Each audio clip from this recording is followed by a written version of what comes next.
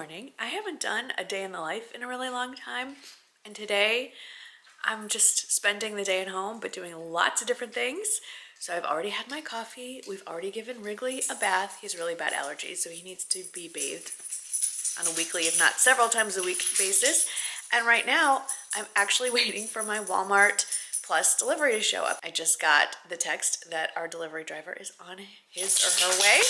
I have to finish with the holiday decor inside the house. It's raining, so we'll wait on the outside decor and then clean up. This place is a mess. Also have tons of YouTube stuff to do, so I thought I would take you along. And then somewhere in all of that, I'd like to sit down and chit chat about anxiety and mental health and how that is affecting me and how I am dealing with it, because I did get a lot of questions when I did my Ask Me Anything video on how I handle that, if that even happens to me. And it's something that we talk about a lot on other channels. You see it all over social media, but I would like to lend my own perspective on that. All right, let's get this day started. Get the rest of my order in. Not a huge haul. We are getting ready to travel a little bit over Thanksgiving, and we have a lot of our basics, but just the stuff that we go through on a regular. My Vice right here. This is what I have to have in my coffee, so much so that I take it with me when I travel. But little things to make my life easier. This is so much easier than making a giant pot of quinoa. There's 2 servings per package, and it's just a minute in the microwave, so it's kind of nice. This salad, by the way, is really, really good. Very delicious. You can add some protein to it or just eat it however. If you're following me on stories, then you've heard about the garland light saga. So I'm getting ready. Hi, Rowdy. I'm getting ready for Hanukkah, also known as the Festival of Lights. Most Jews do not decorate their homes like this, but I like it. So, rookie mistake, because I obviously have not a lifetime of experience with Christmas lights. Plug it in, first strand doesn't light up, second strand lit up, third strand didn't, and I'm like, what? So I went on and got string lights that just look like this, just white, and I'm gonna wrap the whole banister with those. And then maybe at the end of the season, I'll go through this and try to figure out which ones work and which ones don't. And then I added these glitter ball strands, which I got at Michael's a few years ago. I didn't see them on their website this year. Rowdy never comes up here, so he's fascinated by this view. I know, it's a big mess down there, buddy. I was gonna call this today's outfit of the day, because to be honest, there are days where this is the outfit of the day. But I love these pajamas so much that I have to wash them like twice a week, because these are the ones I just gravitate towards, and they are ridiculously expensive. I'm not even gonna try to justify them, but they're amazing. Whether it's 100 degrees outside or 38, they work in all the weathers for me. And then it is 39 degrees outside. Can you believe it? Last week it was 80. This is nuts. But this is a very cozy robe. I'm actually getting out of these and getting into some workout clothes because I started working out again. You'll notice pretty quickly whether or not you have the right weights. My friends, peekaboos, we are all about, speaking of which, not speaking of peekaboos, but we are all about good form today. We are thinking about having your core pulled in, which means that your tailbone is tucked under just a little bit. It means that you have your knees soft but strong. It means that your whole body is ready for action, but also nice and firm in place. Workout done. It just shows you how out of shape I am, that I'm a little bit out of breath, but a lot of you have recommended this woman. She's on YouTube, Paula B. I just love her demeanor. I love that it's free. It's just a nonsensical, very friendly approach to working out, geared for 50 and up, although I've seen people comment who are in their 20s who do it. You don't need shoes, you just do it in your family room. Well, this is very meta in the original use of the word, not Facebook meta. I decided to do a live. Are you bringing me a toy because I'm not paying attention to you? Yes, yes you are. Okay, not now, Bubba. Anyway, I decided I gotta put my makeup on. I might as well do a live because it's been so long since I did one on Instagram. Here's the setup. Here's what I'm seeing. There's a handy dandy little clip-on thing that goes with this whole setup. And this is my layout. Make sure you're following me on Instagram and we'll see how it goes. Ooh, they've changed things since the last time I went. I gotta figure out what all these icons mean. See you over on Instagram. Today's breakfast is cottage cheese and pears. And I'm saving the calories because we're going out for a nice dinner tonight. But I'm really trying to get back to, I'm not counting calories yet, but what I am doing is just sticking to portion sizes. So I did measure out the suggested serving size for the cottage cheese, which is half a cup, and then just 1 serving of the diced pears in their own juice, no sugar, nothing added. This is not for you guys. Like, anytime I have food, no, not for you. And then I'm just gonna go over my to-do list for today and knock that out. Makeup for the day is on, and if you want to see the process, I saved it on my Instagram feed, so I'll link it down below. But I'm obviously about to dry my hair. Here's my setup, all the products I'll list, but I like to catch up on YouTube videos or movies or TV things, so I just pop in my headphones. I'm gonna actually finish watching the second Downton Abbey movie. Started watching that over the weekend. And then also got 7 Instagram photos edited while I was having breakfast. It's been a fairly productive morning. Got a workout in, got a live in. Now I gotta do something with this hair. Just keeping it basic, just straight. So first I start with this attachment just to kind of get the extra moisture out, and then I'll go for, yes, I still have a landline. I'll use this one with all my hair still in it to just get it straight.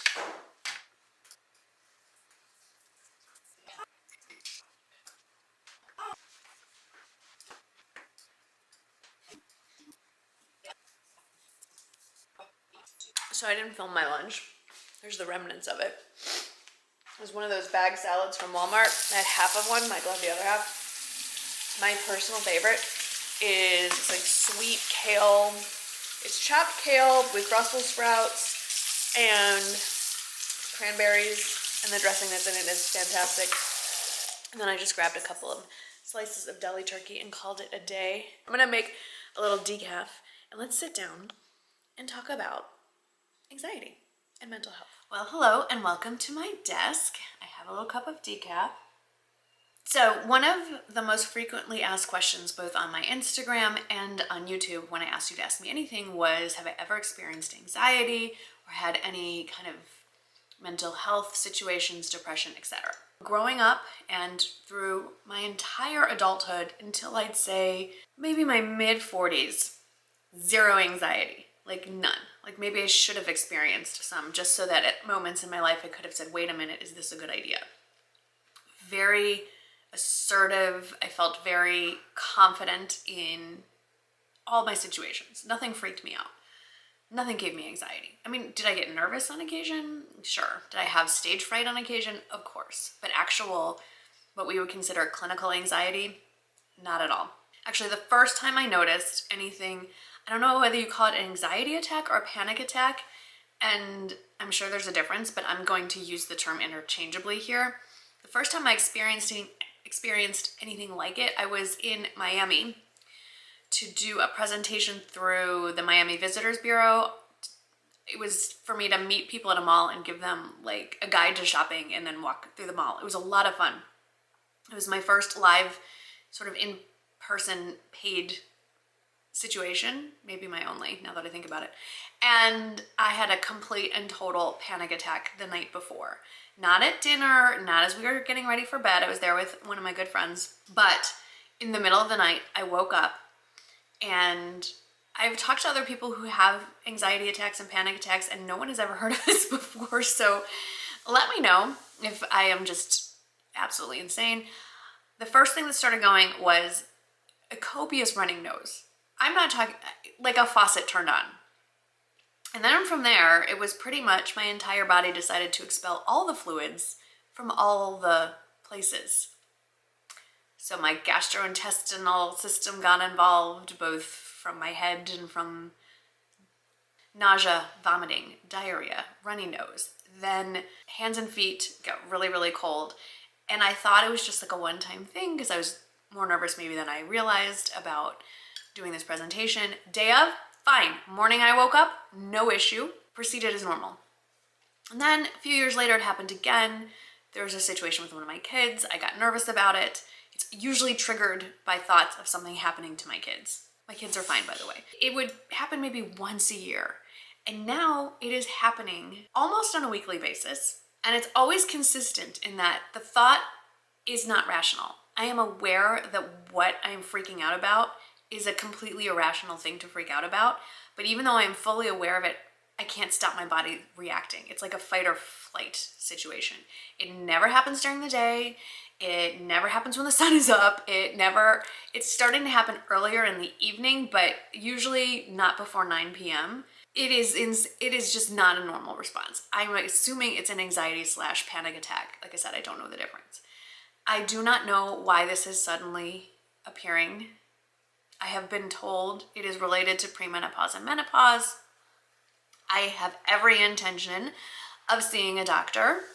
Fun fact about being a YouTuber, doesn't come with health insurance. I do have health insurance, but it's not the best health insurance. And starting January 1st, we're actually switching providers, and it's a huge national one with a lot more options. So I am calling around and trying to find someone, a medical doctor at this point, because if maybe I need medication when these things happen, I don't really know, but I want that to be an option. So I'm trying to find providers, and usually anyone in the mental health field, whether it's a psychiatrist, a psychologist, licensed clinical social worker, they never have an opening when you need them. You need to make an appointment 3 months out. So it's actually on my to-do list for this week is to find probably a psychiatrist and make an appointment and tell them what's going on and see what happens. Does that stop me from living my life? No, it does not. But while it's happening, it is pretty paralyzing and really, it's annoying because you get anxiety about the anxiety and you realize you're not getting any sleep tonight, and then that's going to mess up your day the next day. It's a spiraling thing. So that's my experience with anxiety. Now that I'm aware that I know it is happening, I know that it's not going to last all night, and I know that it's a very specific finite amount of time I need to be uncomfortable, and then I know it will stop, and there's nothing I can do to make it stop. It's the weirdest thing to know, like, as it's happening, when Michael has been with me when it's happening, I'll tell him, he goes, "What's making you feel like this?" And I said, "I know how ridiculous this sounds. It's this, this, and this." And he's like, "Well, why are you freaking out?" I go, "I don't know. I can't make it stop." So some things that I know help: exercising.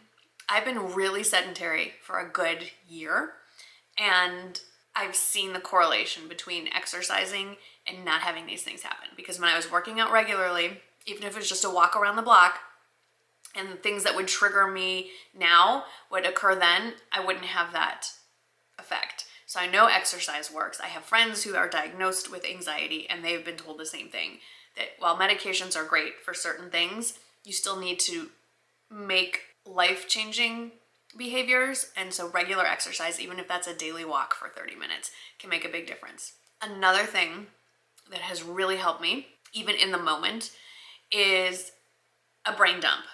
So I keep a notebook now next to my bed, and when I get in bed at night, I pull it out, I open to the first fresh page, I write brain dump, let's say 11/24 or whatever day it is that I'm doing this.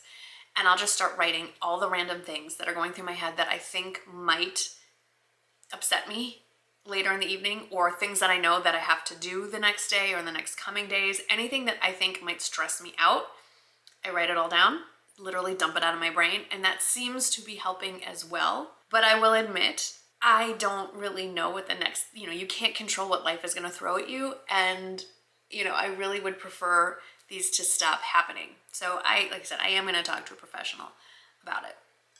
That is my experience.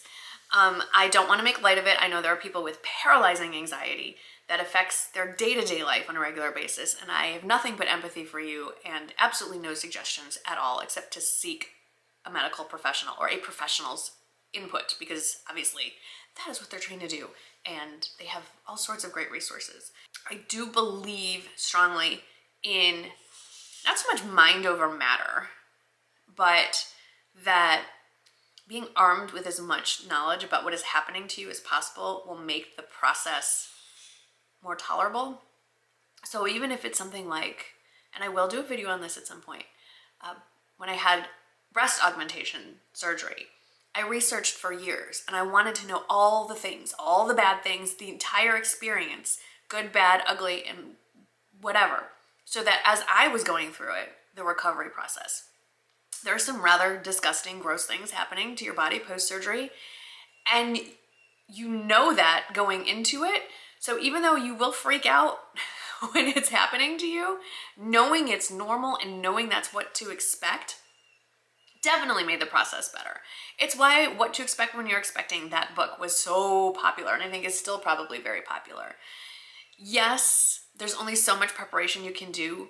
Sometimes you just have to live through something to truly understand it, but at least knowing why something is happening, that it's normal that something is happening, does lessen the freak out mode, if you will. So I know generally what, I hate the word trigger. It's just so 2020s, right? But I know what sets off my episodes. Let's just call them that. And I know a few things that help mitigate it a little bit. And that does help. It hasn't completely resolved the situation, which is why I'm going to find a professional to help me with it. But it has made a huge difference. So that's all I got for you on mental health and anxiety. Now that we've had our little break, I've almost finished my coffee. It's time for me to get back to work. I have quite a few collabs happening, which I'm very grateful for, but they require a lot of editing. So during lunch, actually, or breakfast, I guess it was, I edited a bunch of photos, and I think you will have seen this one by now. I also edited that one, and that one, and that one, and that one, and that one, that one, that one you definitely have seen by now.